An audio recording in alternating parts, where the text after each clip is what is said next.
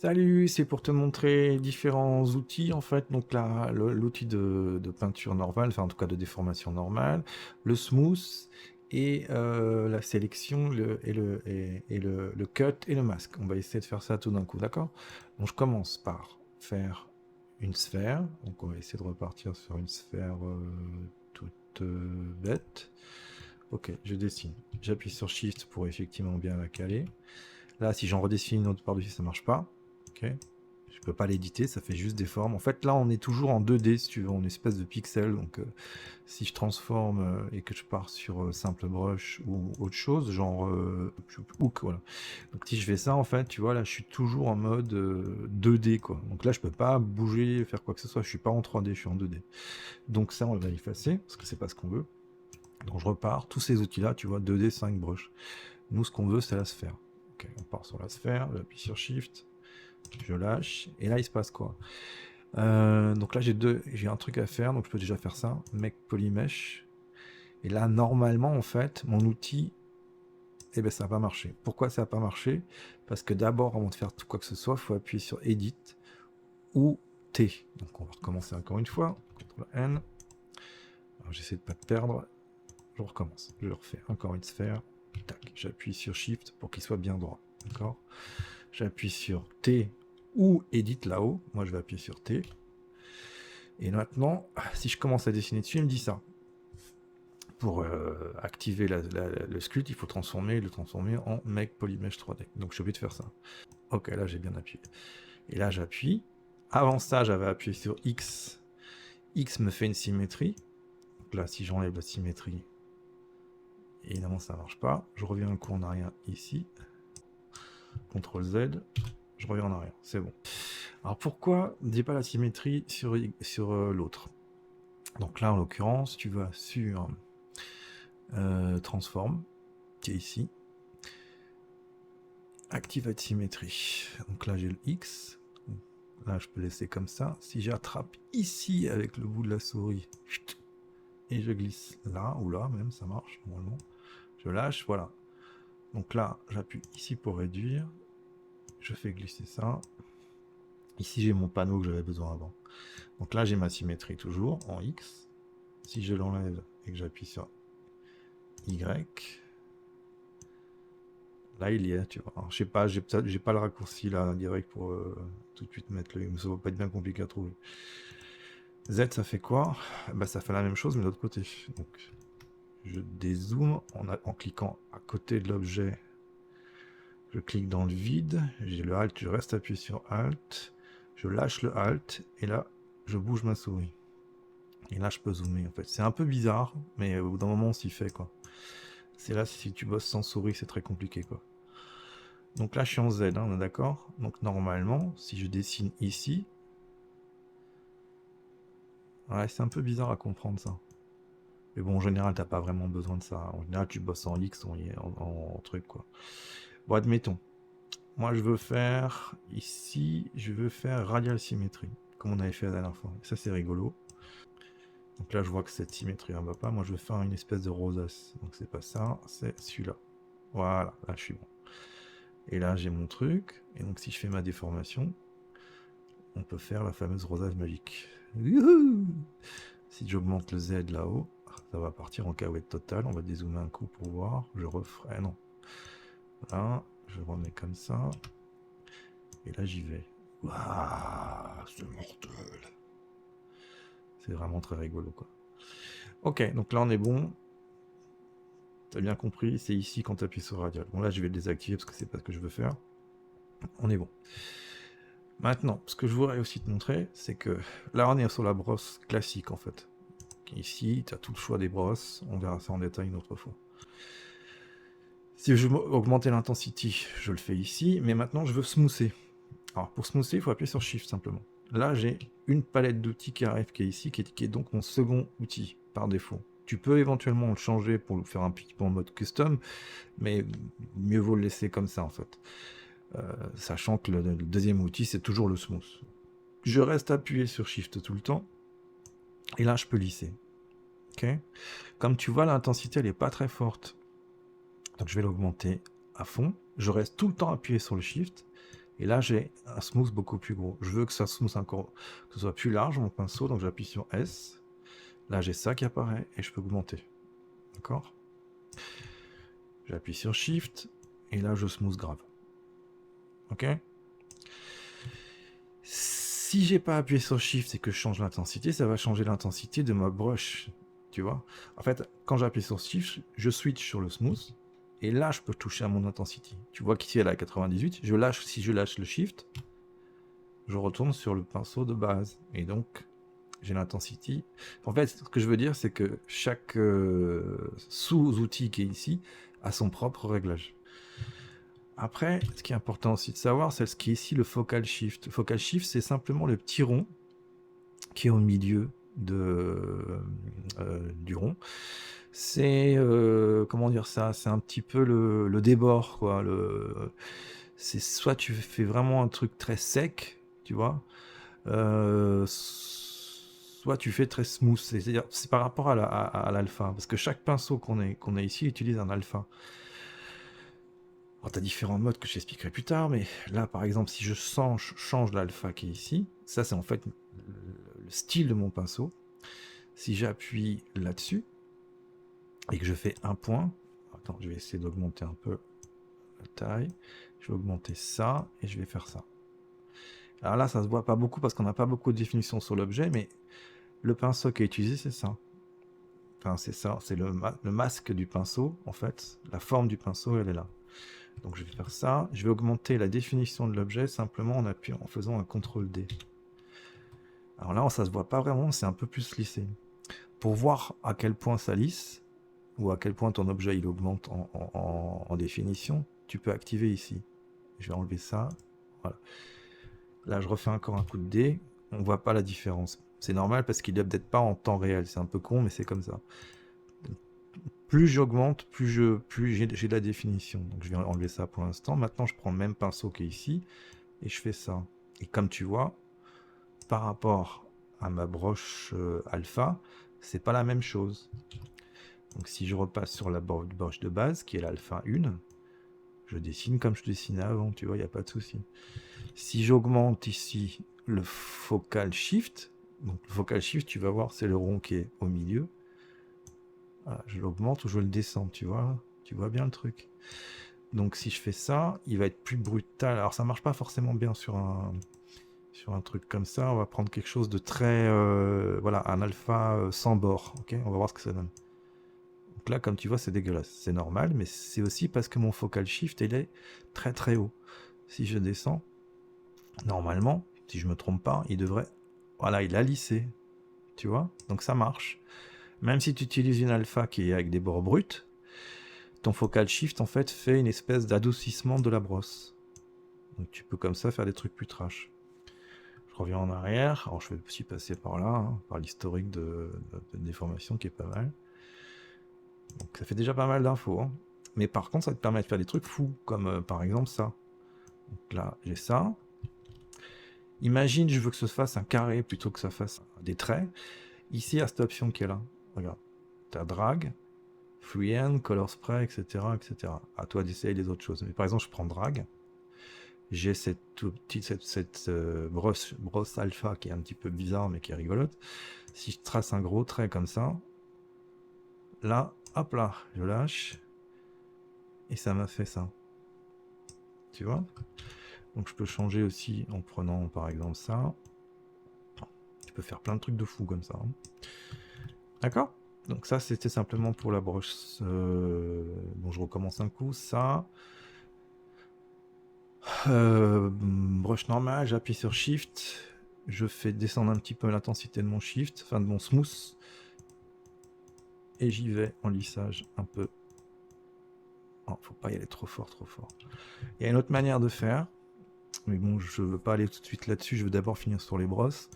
Mais tu peux tout à fait aller aussi dans déformation et ici jouer un peu sur... Il y a un smooth qui est quelque part, t'as polish par exemple, ouais. Alors tu vois, ça marche aussi, mais il faut y aller cool, hein, parce que tu peux vite faire des conneries avec ça, mais c'est ici que ça marche. On verra ça une autre fois, parce que toute cette palette-là en elle-même, il faudrait déjà 1 heure pour tout détailler. Ok, après, il y avait autre chose que je voulais te montrer. Donc j'ai appuyé sur Shift pour smoother. Maintenant, pour smoother. Maintenant, si j'appuie sur Shift et CTRL, j'ai une troisième outil. En fait, il y a 3 outils, toujours là-haut, ici. L'outil de base qui est là, donc ta sélection. Ça se transforme en vert comme ça. Et ça me permet en fait de ne sélectionner qu'une partie. Et là, oh bizarre, où il est mon objet? Donc ça m'a sélectionné, ça m'a coupé en fait une partie. Enfin, ça l'a pas coupé. Ça a caché en fait une partie. Ok. Donc je reviens en arrière, je le refais. CTRL SHIFT. Là, je suis sur cet outil-là. Je fais du vert, ça coupe. Je reviens CTRL Z, je reviens en arrière. Je refais pareil, mais CTRL SHIFT, mais j'appuie en plus sur Alt. Et là, il se passe quoi? L'outil, en fait, devient négatif. Très souvent, le Alt, en fait, la touche Alt correspond à, comme sur Photoshop, au truc négatif, c'est-à-dire sélection plus, sélection moins, etc. Là, si j'appuie là-dessus, en fait, il va couper. Alors, rappelle-toi qu'avant, quand j'ai fait le vert, il a fait l'inverse. CTRL SHIFT ALT. Alors, attends, on va attendre que ça disparaisse en bas. Tu vois, CTRL SHIFT ALT. Je trace à côté, et voilà. Ah, tu vas me dire, mais pourquoi il y a un trou? Alors, parce qu'en fait, en 3D, même avec ce type-là de pixels, parce que c'est pas vraiment de la 3D là, en fait on est en Z pixels, mais ça c'est trop ça sert à rien que je t'explique, c'est spécifique. Mais en gros, on n'a pas en fait sur la 3D, en fait sur les facettes, il y a ce qu'on appelle les normales, comme j'avais expliqué. Et pour que ça s'affiche en fait, tout simplement, sans rentrer dans les détails, dans les options qui sont ici, tu as un truc qui s'appelle Display Propriety. Tac. Ok. Et là, en fait, si j'appuie sur Flip, il va m'inverser le truc et je vais voir l'intérieur et plus l'extérieur. Ok. Donc je remets comme c'était avant. Reflip. Il ne veut pas. Reflip pas. Non. D'accord. Bon, c'est pas grave. Bon, j'appuie sur. Attends, je vais revenir un coup en arrière parce que évidemment je fais une connerie. Ouais, voilà. Je sais pas trop pourquoi ça a bugué, mais c'est ça. En fait, donc pour voir ce qu'il y a à l'intérieur, j'appuie sur double. Alors ça veut pas dire que t'as le double de polygones, c'est pas ça que ça veut dire. Ça veut dire qu'il t'affiche aussi ce qu'il y a à l'intérieur, ok? Donc c'est ici, double display, ok? Donc CTRL SHIFT. Après, là où ça devient rigolo, c'est quand tu cliques là-dessus, tu as une chier d'outils qui apparaissent. Alors, je te laisserai tester tous ces outils qui sont là, en fait, qui te permettent de faire différentes choses, mais on va essayer juste, par exemple, celui-là, pour voir ce que ça fait. Ça fait un rond parfait. Wouhou! Et ça m'a découpé un truc. Donc, c'est une sorte de clip. Alors, si tu fais CTRL SHIFT et ALT, le rond, il va être différent. Bon, j'avoue que je maîtrise pas totalement ça. C'est pas un truc dont tu te sers tout le temps non plus. Mais bon, par contre, dans ces outils, il y a ceux-là qui sont super sympas. Le Knife Tool, par exemple. Non, ouais, on va essayer ça déjà. On va déjà voir ça. Donc, CTRL SHIFT. Ah, je décide. Ok, je fais ça. Bon, ça ne marche pas. Pourquoi? This mesh is composed by multiple. Ah, d'accord. Parce que là, je suis en subdivision level, donc je suis trop haut. Mais bon, on va revenir après là-dessus. D'abord, je te fais la suite de ça. Je refais ça. Alors, je laisse tomber ces lasso-là. On verra ça après. Et ça, c'est une sorte de clip. C'est encore une autre manière de couper. Mais les plus intéressants, en fait, ils sont ici. Tu as, par exemple, Trim Curve. À toi d'essayer après les différentes choses. J'appuie là-dessus, toujours CTRL-SHIFT. Et je commence à dessiner un truc. Si j'appuie un coup sur Alt, il me fait une espèce de courbature. Je rappuie un coup sur Alt, il me refait une autre courbature. Je rappuie un coup sur Alt, encore une autre, etc. Et là, normalement, si je lâche, et ça ne marche pas parce que je suis trop haut en division. Donc, pourquoi je retourne ici. Alors, c'est pas ça, Tool, c'est géométrie. Donc là, je suis effectivement dans géométrie. Je suis trop haut en division. Donc, je redescends le plus bas possible. Et je refais la même chose. Ok, Alt, Alt, Alt, Alt. Marche toujours pas. Alors, qu'est-ce que je peux faire? Ce que je veux dire par là, c'est que je peux tout à fait garder que le haut, que la version haute définition. Donc je fais delete. En fait, il veut pas découper dedans parce qu'il a trop d'étapes de division. C'est un peu bizarre à comprendre, mais ça viendra au fur et à mesure. Donc je vire les autres. Là, j'ai plus de division. Par contre, j'ai gardé mon nombre de polygones. Et comme tu vois, il y en a une chier. Donc maintenant, je refais ma découpe. Je clique une fois là. J'appuie sur Alt, Alt, Alt, Alt, Alt. Et je lâche. Et voilà, là, ça a marché. Donc j'ai réussi à faire ma découpe. Ok? Donc c'est un peu bizarre. Je refais CTRL SHIFT. On va essayer autre chose que Trim Curve. On va passer sur Slice. Ça va être rigolo. Donc on fait la même chose. CTRL SHIFT. Je clique là. J'appuie sur Alt pour tourner. Je fais ça. Je fais ça. Je fais ça. Je fais ça. Je fais ça. Et si je lâche. Alors, maintenant, ça m'a coupé au milieu. C'est bizarre, mais c'est ce qui s'est passé. Donc, je t'enlève les lignes, mais je mets juste ça, fil.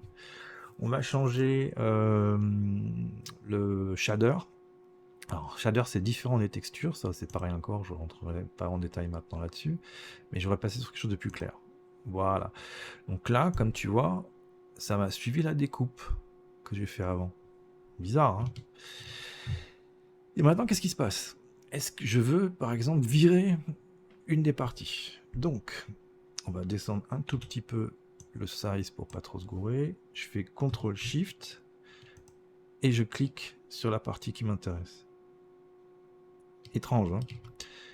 Là, de nouveau, on voit pas l'intérieur. Pourquoi? Parce qu'il n'existe pas. Alors, attends, je vais essayer de voir si ça a à voir avec ça. Double, voilà, là, ils y sont. Donc là, j'ai ma partie. Okay, si je reclique CTRL-SHIFT et que je reclique dans le vide, ça réapparaît. J'essaie de voir avec le Alt. On verra bien ce que ça donne. CTRL-SHIFT, Alt, et j'appuie sur la couleur. Alors ça n'a pas fait grand chose de différent, sauf que si je reclique dessus, ça me fait apparaître l'autre. Imaginons j'en fais un troisième de découpe. Ok, bouge pas. Je fais ça. Ok, coupe. Oula, il est parti comme un foufou. Alors coupe. Appuie sur Alt pour faire une courbe, encore une courbe, encore une courbe, encore une courbe, et je lâche. 3 groupes. Ouhouhou! Comment ça se passe-t-il, quoi? Ok, je clique dans le vide, je fais ça. Ah ah! Intéressant. Voilà comment ça marche. Imaginons, je veux que ces deux groupes soient de la même couleur, pour qu'ils disparaissent en même temps. Je clique sur celui du milieu. Je reclique encore une fois dessus et ça me fait apparaître les autres. Donc c'est 2 fois. Ok, c'est bizarre. Moi je sais faire comme ça. Il y a peut-être une autre manière, mais c'est comme ça. Là j'ai donc 2 objets qui sont pas du même groupe, qui sont pas du même polygroupe. Ok. Et là, ce que je veux, c'est que les 2 objets soient du même groupe. Donc il y a a priori cette façon de faire où tu passes par les options ici, tu fais polygroupe. Et ici, tu as plein de choses. Tu fais par exemple groupe visible. Si je fais groupe visible, ça va me mettre tout ça ensemble. D'accord? Et si je reclique CTRL-SHIFT et que je clique dans le vide ici, l'autre apparaît. Et là, j'ai mes 2 groupes. Et maintenant, je peux isoler les choses. Tu peux donc éventuellement donner différents réglages de smooth ou différentes déformations sur chaque groupe. Mais c'est comme ça qu'on groupe les objets, en fait, sur un objet seul. Sachant bien sûr qu'il y a des calques aussi. Mais les calques, on y viendra plus tard. Tu peux faire différents objets avec plusieurs groupes sur plusieurs calques. C'est pas un problème en soi. Mais c'est la base en fait de comment on fait les sélections, comment on coupe, comment on manipule les objets simples. Ok. Après, tu peux aller plus loin dans le délire, mais c'est déjà ça. Tu peux faire un système d'autogroupe aussi. Si je rappuie sur autogroupe, là, il m'a tout groupé ensemble. Donc tu perds tes groupes, ce qui est pas cool. C'est pas ce que je veux. Regroupe visible. Ah, ça m'a fait autre chose. Oh, ça me change les couleurs, c'est la fête. C'était bien, beige. Je connais pas tout, mais t'es pas obligé d'utiliser tous les outils. Hein. Des fois, tu peux faire des choses avec. En utilisant 3 brushes, ça suffit. La plupart du temps, ça suffit, quoi. T'as pas besoin d'avoir connaissance de tout. Faut pas. C'est sûr que c'est très flippant au départ, mais faut pas s'inquiéter de ça. Ok, donc ce que je voulais faire, c'est ça. Brush normal. Shift pour smoother. et après CTRL-SHIFT, et là tu tombes sur ces outils de découpe. Oui, il y avait encore une autre chose que j'ai pas montré, que tu pas montré, c'est juste le contrôle. Juste contrôle, on passe sur le masque. C'est encore autre chose. Donc les masques, comme on avait fait la dernière fois, ici. Donc si là je m'amuse à dessiner par-dessus le masque, il va pas toucher à ce que j'ai masqué. Pour faire ça, j'ai juste appuyé sur CTRL. Ok. Si j'appuie sur CTRL et ALT, le masque, comme tu peux voir, se transforme en négatif, et là je peux faire du blanc. Ok. Et là, je peux continuer à bosser. Voilà, donc tout ça est masqué. Alors je peux mettre à fond les ballons si ça m'amuse. Je peux même faire éventuellement utiliser des formations. C'est size. On va faire size. Voilà, c'est ça que je voulais. Donc là, ça marche comme ça. Ok. C'est un peu bizarre hein, tout ça à comprendre. Mais ça va venir.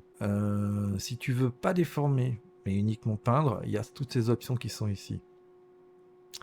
Donc là, si tu appuies sur Z Add, toujours dans le petit truc, on augmente. Enfin, on rajoute de la matière. Si j'appuie sur Sub, ça l'enlève. Donc tu creuses. Ok.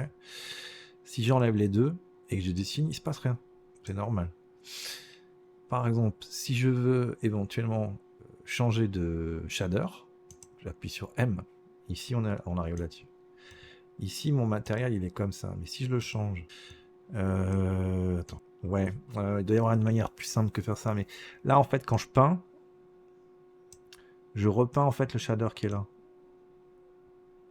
Bon, je vais essayer de détailler ça sur une autre vidéo parce que c'est plus complexe que ça en fait. Il y a encore autre chose, t'as le RGB aussi. Et RGB, donc ça, M c'est les shaders. C'est ce qui est ici en fait. D'accord? Ça je te détaillerai aussi, c'est assez complexe. Donc M shader. RGB c'est juste les couleurs. Donc si je fais bleu ici, ça va peindre du bleu. Ok? Donc là en l'occurrence j'ai les groupes qui sont affichés. Si je vire les groupes, les formes de couleurs en fait c'est les polygroupes. C'est pas de la couleur, c'est la désignation des groupes. Donc je vire ça, et là je peux peindre. Voilà. Évidemment, tu as des outils hyper avancés pour les palettes, les couleurs, où tu peux faire plein de trucs de fou. Voilà, c'est one again. Wouhou! Mais bon, en gros, là, je touche pas à l'objet, de la matière de l'objet, je touche simplement à la couleur. Et là, en fait, je ne peins pas sur une texture, je peins directement sur l'objet. C'est pareil, c'est quelque chose d'assez complexe à comprendre au début. Sachant que tu peux tout à fait convertir ça après en texture, c'est faisable, mais on y reviendra par la suite. Et là, en fait, tu as aussi le troisième mode qui est les deux ensemble. Donc là, j'ai shader et couleur. Donc ça fait les deux. Shiny, on va essayer shiny. Et là, je pars sur du shiny rouge pour voir. Ok. Normalement, il fait ça. Okay. Là, si je change ça, je reviens ici. Ouais. Alors, il y a une histoire avec les calques, en fait, pour que tu puisses peindre directement sans qu'à chaque fois tu sois obligé de switcher avec le truc, mais je vais regarder sur une autre vidéo pour te faire ça correctement. Mais en gros, c'est ici les calques. Alors, attends, je reviens. Subtool. Et Paint with Alpha, je sais pas, je me rappelle plus ce que ça fait. Je pense que ça fait simplement, si je fais de la matière, et que je prends ça, et que je prends ça, et que je prends ça. Non, ça change rien. Ah oui, c'est peut-être à cause de ça. Tu fais RGB et alpha. Ah, là, je fais des grisouilles. Donc, je suis content. Voilà. Et si je vire ça... Oui, voilà, c'est ça. C'est juste que ça prend en compte l'alpha ou pas. C'est tout, c'est rien de spécial. Donc, dernière petite chose, après, je stoppe cette vidéo. Quand tu modifies ton objet, donc là, je suis toujours en modification. Je vais passer sur Add. Ok, on va tourner un peu l'objet parce qu'il est franchement dégueu. Ok. Là, je fais mes griffouilles. Ouais, comme tu vois, j'ai pas beaucoup de définition. Si j'appuie sur Line ici, enfin j'en ai pas mal quand même, mais pas énorme. Mais si j'appuie sur ça, Sculptrice, là en fait, ça me permet de rajouter de la définition à chaque pinceau que je fais en fait. Donc tu vois, c'est beaucoup plus fin. Sans avec. Alors je sais pas si ça se voit trop sur l'image, mais c'est vachement plus fin. Shift. Voilà, on va stopper là pour l'instant, ok? À plus tard.